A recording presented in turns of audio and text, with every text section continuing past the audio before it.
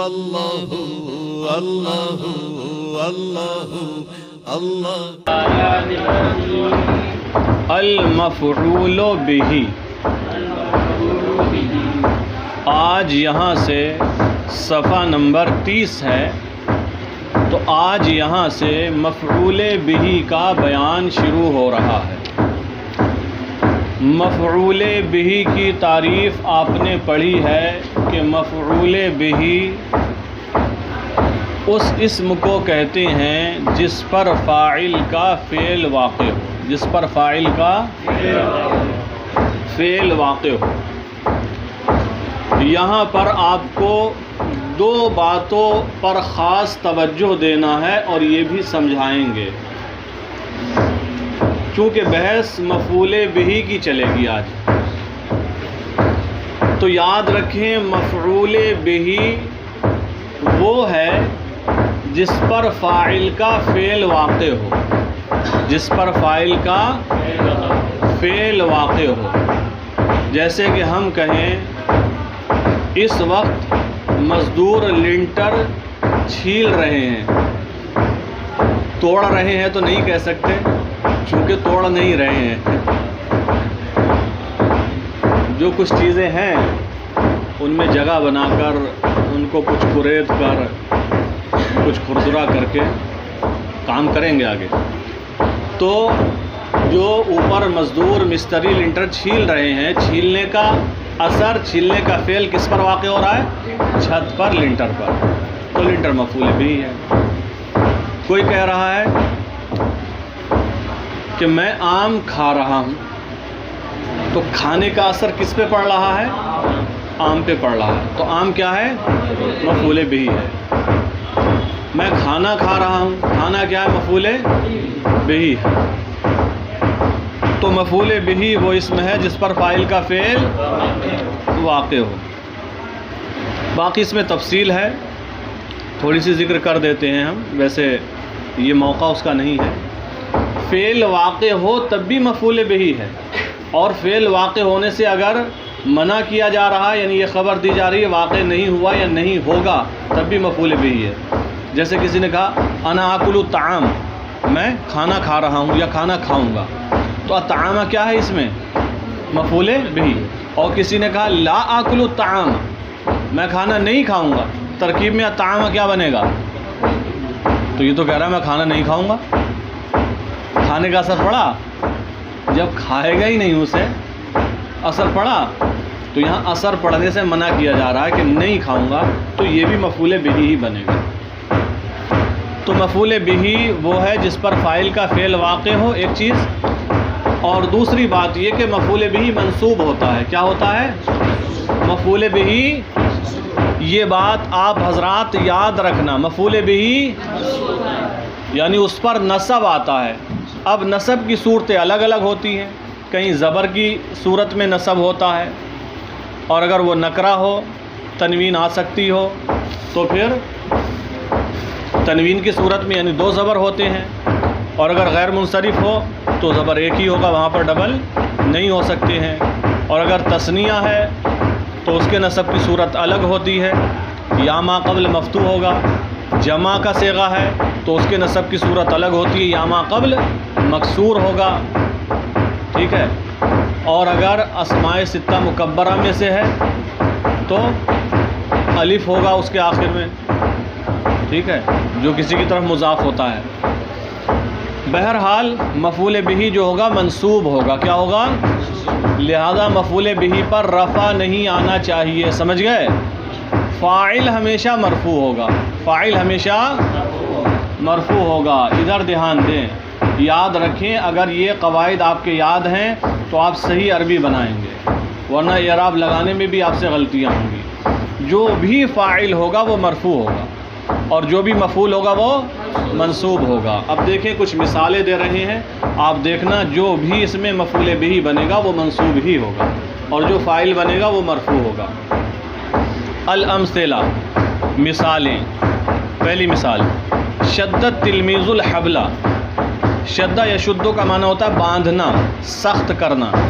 شدت تلمیذ، التلمیذ شاگرد، شاگرد نے باندھی الحبلہ رسی، شاگرد نے رسی باندھی، تو اس میں فعل کون سا ہے اور فاعل اور مفعول بہ الحبلہ، تو الحبلہ منصوب ہے۔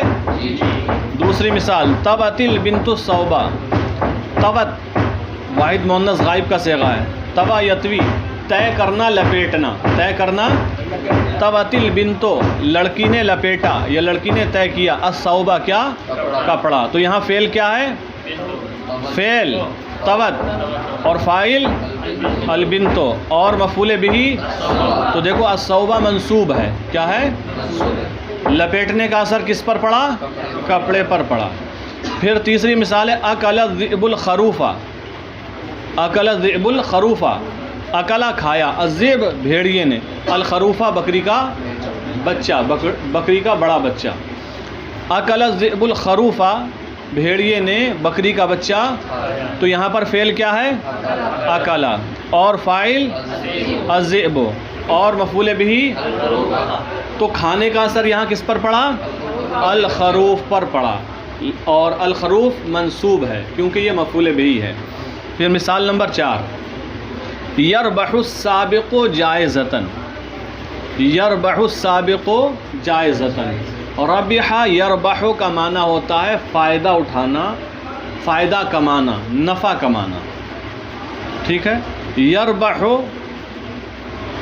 فائدہ کماتا ہے، نفع کماتا ہے، السابق سبق یسبق سبقت لے جانا، آگے بڑھ جانا، السابق آگے بڑھنے والا، آگے بڑھنے والا یعنی مراد ہے جیتنے والا، جائزتن کا معنی ہوتا ہے انعام، جائزتن معنی، تو اب ترجمہ ہوگا یربح السابق جائزتن، جیتنے والا انعام پاتا ہے، انعام کا نفع پاتا ہے، جیتنے والا انعام پاتا ہے، یعنی ربح یربح فما ربحت تجارتہم، قرآن میں ہے نا سمع یسمع سے آتا، اسی کا مضارع ہے یربح، نفع پاتا ہے انعام کا، تو سادہ ترجمہ سلیس ہوگا جیتنے والا، آگے بڑھنے والا، پہلے نمبر پر آنے والا انعام پاتا ہے۔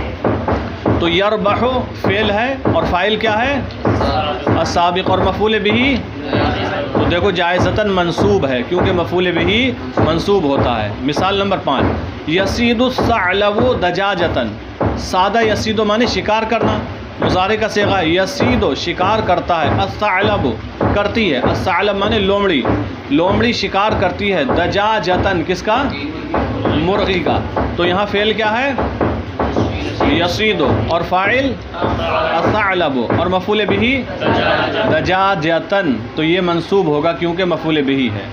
آخری مثال یبیع القصاب اللحم، یبیع باع یبیع کا معنی بیچنا، باع یبیع مضارع کا صیغہ ہے یبیع، القصاب قصاب کا معنی جانتے ہی ہوں گے، القصاب قصائی، یبیع القصاب قصاب بیچتا ہے یا قصائی بیچتا ہے، اللحم اللحم گوشت، تو فعل کیا ہے یہاں یبیع اور فاعل اور مفعول بہ اللحم، لہذا اللحم منصوب ہوگا کیونکہ مفعول بہ منصوب ہوتا ہے۔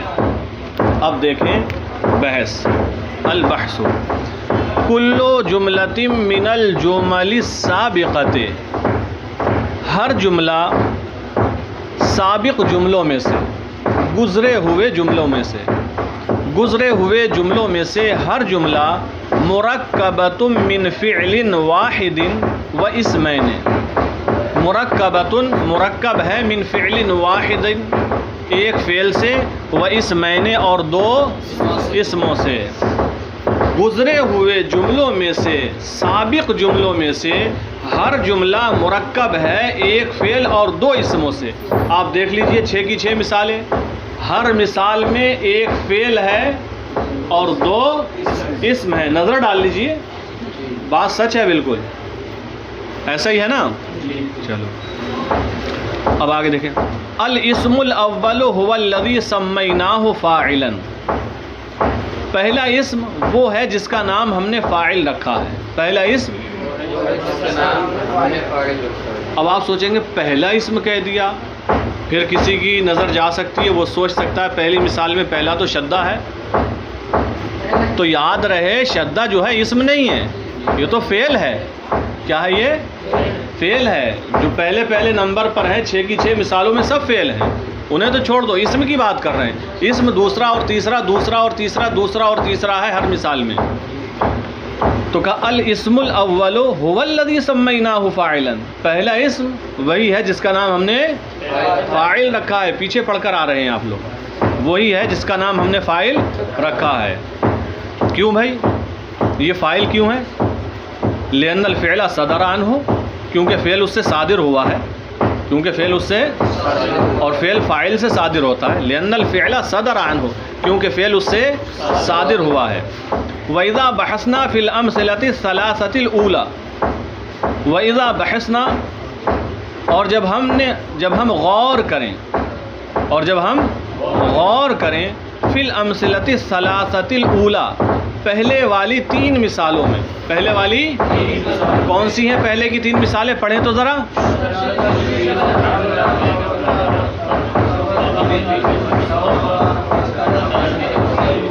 جی یہ 3 مثالیں ہیں، جن مثالوں میں سے ہر ایک مثال میں فعل ماضی ہے. ٹھیک ہے. وَإِذَا بَحَثْنَا فِي الْأَمْثِلَةِ الثَّلَاثَةِ الْأُولَى، اور جب ہم غور کریں پہلے والی 3 مثالوں میں، رأینا، تو ہم دیکھیں گے، ان الاسم الثانی فی کل مثال، کہ دوسرا اسم ہر مثال میں. ان الاسم الثانی، کہ دوسرا اسم فی کل مثال، ہر مثال میں. اور وہ دوسرا اسم ہے کیا؟ دوسرے اسم کی بات چل رہی، پہلے کی نہیں. پہلا تو فاعل ہو گیا ہر ایک میں. وَهُوَ، اور وہ دوسرا اسم ہے کیا تینوں کے اندر؟ اس کو بتا دیا. وَهُوَ الْحَبْلُ الثَّوْبُ الْخَرُوفُ، اور وہ الحبل الثوب الخروف ہے. یہ الحبل الثوب الخروف اس لیے کہہ رہے ہیں کہ یہ ان کی ترکیب میں آ رہا ہے، ورنہ مثال کے اندر تو الحبل الثوب الخروف ہے. تو ہم دیکھیں گے کہ دوسرا اسم ہر مثال کے اندر، اور وہ الحبل الثوب الخروف ہے. هو الذي وقع الفعل علیہ، وہ ہے جس پر فعل واقع ہوا. هو الذي وقع علیہ الفعل، وقع الفعل علیہ، وہ ہے جس پر فعل واقع ہوا. رسی کو باندھا تو باندھنے کا فعل رسی پر واقع ہوا. کپڑے کو لپیٹا تو لپیٹنے کا فعل کپڑے پر واقع ہوا. اور خروف کو کھایا تو کھانے کا فعل خروف پر واقع ہوا. هو الذي وقع الفعل علیہ، وہ ہے جس پر فعل واقع ہوا. فالفعل، اور فعل، تو فعل، اب وہ فعل کیا ہے بتا رہے ہیں. وَهُوَ الشَّدُّ، اور وہ باندھنا ہے. وَهُوَ الشَّدُّ، اور وہ باندھنا ہے. الذي حصل من التلمیذ، جو حاصل ہوا ہے شاگرد سے. تو فعل جو کہ باندھنا ہے، جو حاصل ہوا ہے شاگرد سے. فالفعل وَهُوَ الشَّدُّ الذي حصل من التلمیذ، تو فعل اور وہ باندھنا ہے جو حاصل ہوا شاگرد سے. وقع علی الحبل، یہ واقع ہوا رسی پر. یہ واقع ہوا رسی پر. پھر دوسری مثال کا فعل بیان کر رہے ہیں. والطی الذی، اور لپیٹنا. الطی مانے لپیٹنا. والطی الذی فعلته البنت، جسے انجام دیا لڑکی نے. والطی، اور لپیٹنا. الذی فعلته البنت، جسے انجام دیا لڑکی نے. وقع علی الثوب، واقع ہوا یہ کپڑے پر. وقع علی الثوب، واقع ہوا کپڑے پر. والاکل الذی صدر من الذئب، والاکل، اور کھانا. والاکل، اور کھانا. الذی صدر من الذئب، جو صادر ہوا بھیڑیے سے. جو صادر ہوا. وقع علی الخروف، یہ واقع ہوا خروف پر. واقع ہوا خروف پر. فالتلمیذ والبنت والذئب، تو تلمیذ اور بنت اور ذئب، کل واحد من هذه فاعل، ان میں سے ہر ایک فاعل ہے. ان میں سے ہر ایک، دیکھ لیجیے آپ، پہلی مثال میں التلمیذ فاعل ہے، دوسری مثال میں البنت فاعل ہے، اور تیسری مثال میں الذئب فاعل ہے. کل واحد من هذه فاعل، ان میں سے ہر ایک فاعل ہے. والحبل والثوب والخروف، اور الحبل، الثوب اور الخروف، کل واحد من هذه وقع علیہ الفعل، ان میں سے ہر ایک پر فعل واقع ہوا. ان میں سے ہر ایک پر فعل واقع ہوا. اچھا وَيُسَمَّى مَفْعُولًا بِهِ، اور اس کا نام مفعول بہ رکھا جاتا ہے. یہی ہے نا آپ کی کتابوں میں بھی وَيُسَمَّى مَفْعُولًا بِهِ، اور اس کا نام مفعول بہ رکھا جاتا ہے. تو 3 مثالوں کی انہوں نے تشریح کی. آگے کہتے ہیں وَكَذَلِكَ يُقَالُ فِي بَقِيَّةِ الْأَمْثِلَةِ، اور اسی طرح باقی مثالوں میں کہا جائے گا، اور اسی طرح باقی مثالوں میں کہا جائے گا.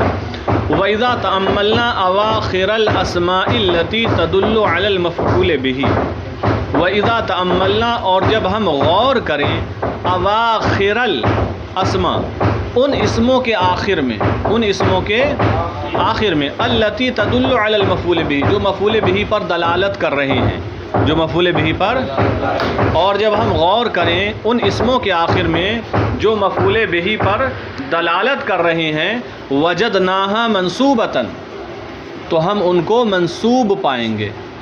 تو ہم ان کو، تو جو 6 مثالیں گزریں تو کہہ رہے ہیں اور جب ہم غور کریں ان اسموں کے آخر میں جو مفعول بہ پر دلالت کر رہے ہیں. ان مثالوں میں مفعول بہ پر دلالت کرنے والے کون کون سے اسم ہیں؟ الحبلہ، الصوبہ، الخروفہ، جائزتاً، دجاجتاً اور اللحمہ، انہی کو بتا رہے ہیں. اور جب ہم غور کریں ان اسموں کے آخر میں جو مفعول بہ پر دلالت کر رہے ہیں وجدناها منصوبۃ، تو ہم ان کو منصوب پائیں گے. تو 2 باتیں یاد رکھیں مفعول بہ کی تعریف میں. مفعول بہ وہ اسم ہے جس پر فاعل کا فعل واقع ہو.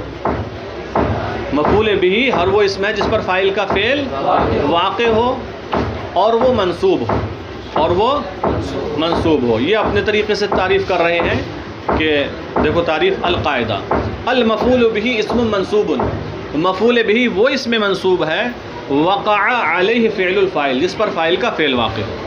مفعول بہ وہ اسم منصوب ہے جس پر فاعل کا فعل واقع ہو، تو وہ منصوب ہوگا اور اس پر فاعل کا فعل واقع ہوگا. تو یہ مفعول بہ کی تعریف ہوئی. المفعول بہ اسم منصوب وقع علیہ فعل الفاعل، مفعول بہ وہ اسم منصوب ہے جس پر فاعل کا فعل واقع ہو.